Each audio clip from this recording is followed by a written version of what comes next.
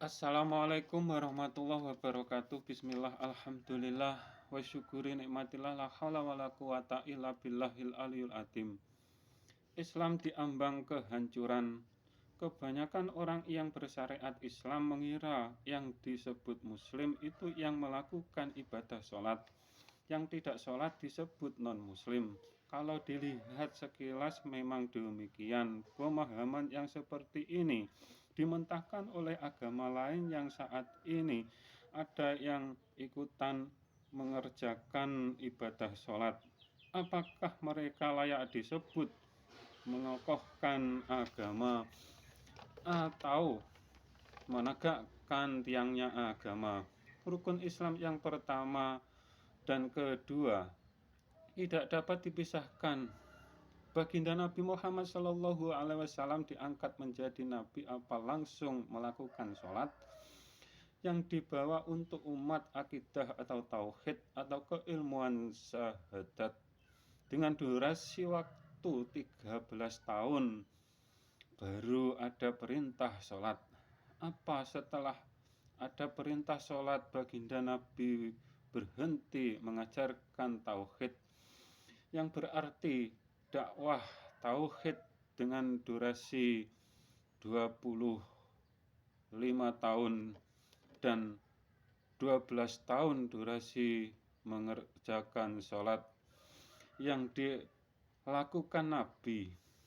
Lalu bagaimana bisa terjadi fitnah yang dilakukan umat Islam sendiri yang mengatakan makrifat tidak diajarkan baginda Nabi Muhammad SAW.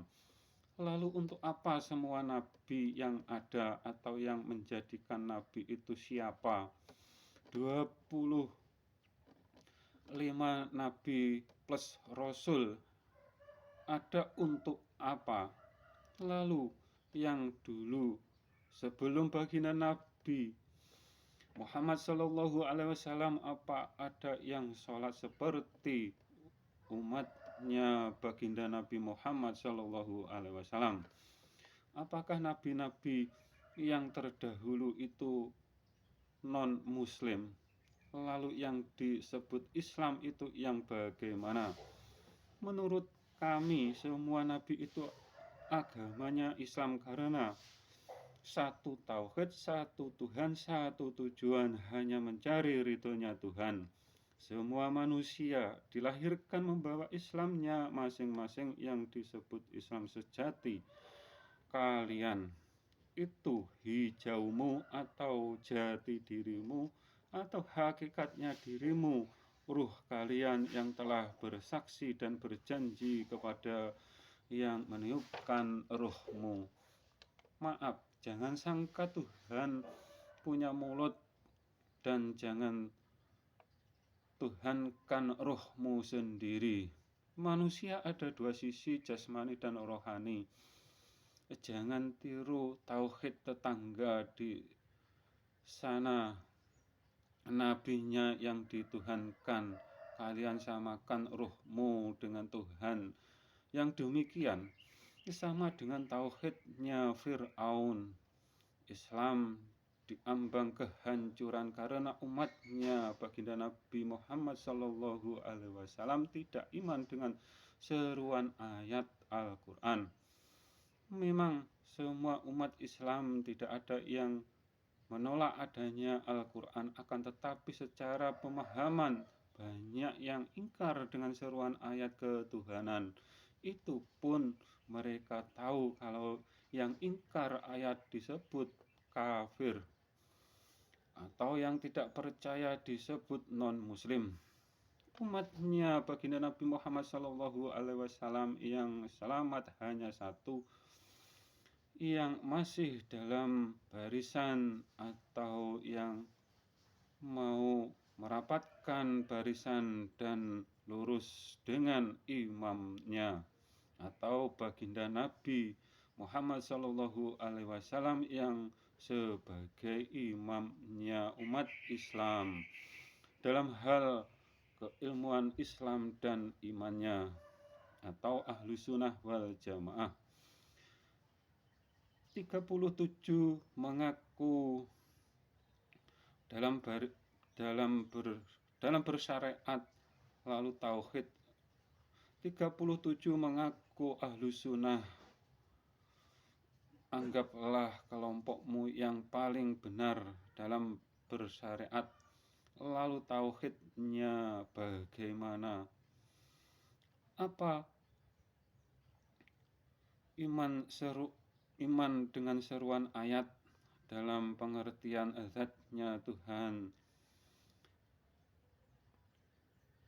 dengan zat-Nya Tuhan mempunyai anggota badan dan bertempat, yang demikian disebut menuhankan hantu atau makhluk.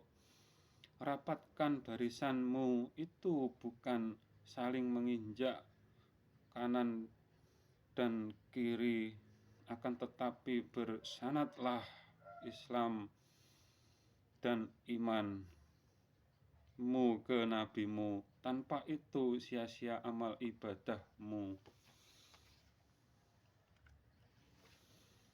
Fakta yang ada, satu golongan tauhidnya banyak perbedaan. Contohnya Islam yang dibesarkan di Nusantara ini. Yang pasti, bila seruan ayat ketuhanan tidak kalian hiraukan, pasti salah iman. Bila sisi ayat yang menunjukkan keberadaan Tuhan di atas atau Tuhan dekat salah satunya kalian ingkari, maka tauhid kalian tauhid bermata sebelah, yang disabdakan di zaman akhir akan ada Dajjal yang membelah Imam Al-Mahdi. Sisanya 36 kelompok Syiah. Umat Islam sepakat Tuhannya bernama Allah, memahami zat-Nya banyak perselisihannya. Bila salah iman, amal ibadah terbalas. Wassalam.